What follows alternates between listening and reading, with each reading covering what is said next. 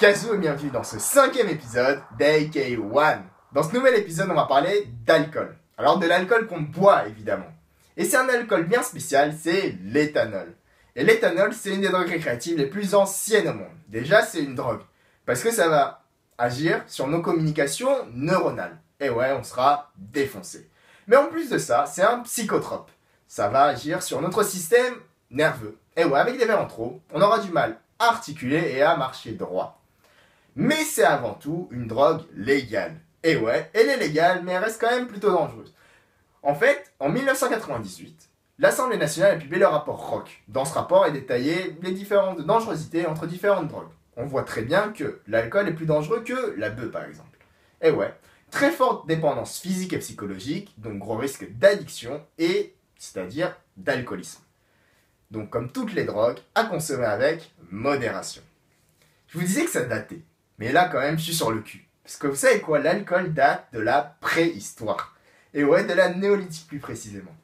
Moi qui imaginais des mecs à l'époque passer leur journée à tailler des silex et à élever des chèvres, je m'attendais pas à qu'ils teasent et qu'ils passent autant de bon temps. Après analyse chimique, on a retrouvé des traces d'alcool dans des jarres chinois d'il y a 9000 ans. Et ouais, ils sont vraiment forts ces Chinois. Respect. Bref, j'aimerais commencer cet épisode par un petit jeu. Alors, dans le teasing de l'épisode précédent, je vous avais dit qu'avec des pommes de terre, on faisait de la vodka. Avec des céréales, du whisky. Du coup, je vais vous citer des matières premières et vous allez devoir deviner l'alcool qu'on fait avec. On va commencer avec quelque chose de très simple, le raisin. Voilà, le raisin va faire du vin, mais aussi du cognac ou de l'armagnac. Maintenant, la pomme. La pomme va faire du cidre, mais aussi du calvados ou de la manzana. Enfin, le riz. Voilà, en fait, le riz, c'est quasiment tous les alcools asiatiques. Le soju, le baijiu, le saké. Et vous savez quoi, on peut même faire de l'alcool avec des feuilles. Bon, pas des feuilles comme ça, mais des feuilles d'agave. Et ouais, ça va faire de la tequila. Bref, assez parlé de tout ça. Maintenant, il faut comprendre comment on passe des matières premières à l'alcool. Alors, la technique, elle est inchangée depuis la préhistoire. C'est la fermentation alcoolique. Et vous savez quoi? Dans cette méthode, il y a un être vivant. Pas un homme ou une femme, mais un champignon. Et ouais, un champignon assez spécial parce qu'elle est composée que d'une seule cellule. Comme une bactérie, quoi. Et, en fait, on la connaît très bien. C'est la levure.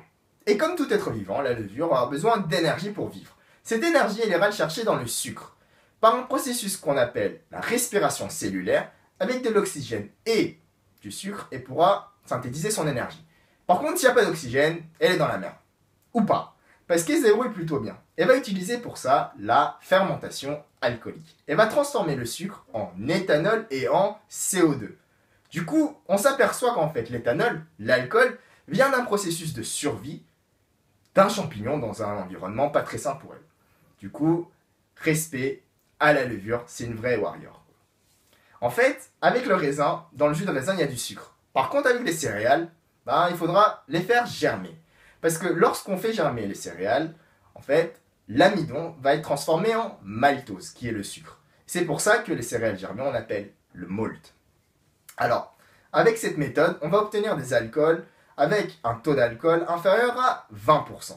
Tout simplement parce que l'éthanol devient un poison pour la levure passé un certain seuil.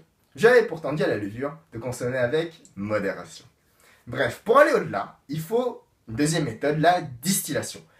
Et les alcools obtenus avec distillation, on va les appeler les spiritueux. Alors, il faut de l'alcool à la base, donc des boissons fermentées.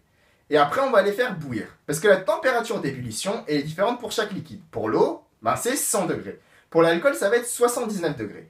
Du coup, la boisson fermentée, quand on la fait bouillir à 79 degrés, la vapeur, elle va principalement être composée d'éthanol. Et du coup, on va recueillir cette vapeur, on va la faire refroidir et la transformer sous forme liquide dans un second récipient. Et on va obtenir la boisson distillée avec une plus forte concentration en alcool. Du coup, avec cette méthode, on obtiendra du whisky, du cognac, de l'armagnac, du calvados, bref, beaucoup d'alcool. Et en fait, il y a une troisième méthode, c'est l'aromatisation. On pourra aromatiser des boissons distillées pour obtenir du gin ou du pastis ou même de l'absinthe, quoi. Bref, revenons au titre.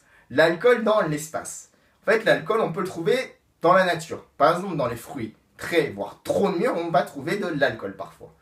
Si on regarde plus haut, dans l'espace, dans notre galaxie, et ouais, pas n'importe où, dans la Voie lactée, on va pouvoir trouver un nuage interstellaire Bon, un nuage quand même assez fat, hein. 463 milliards de kilomètres de large, on va trouver de l'alcool dans des grains de poussière. Et ouais. Et ce qui est intéressant avec ça, c'est que cette molécule, voilà, l'alcool qui est assez compliqué, elle va peut-être expliquer l'origine de la vie sur Terre. Bref, j'espère que cet épisode vous aura plu. On se retrouve très vite pour un épisode sur les ninjas. Et ouais, on va apprendre ce qu'ils faisaient à l'époque du Japon et ce qu'ils sont réellement ces ninjas, leurs techniques. Et on va apprendre la différence entre ninja et shinobi. Ne ratez pas l'épisode, du coup, n'oubliez pas de vous abonner pour être au courant des prochaines sorties. Suivez-nous sur Facebook et Twitter. Si vous aimez l'épisode, n'hésitez pas à la partager autour de vous. Et surtout, n'oubliez pas que l'arme la plus dangereuse au monde est le savoir. Allez, peace les amis.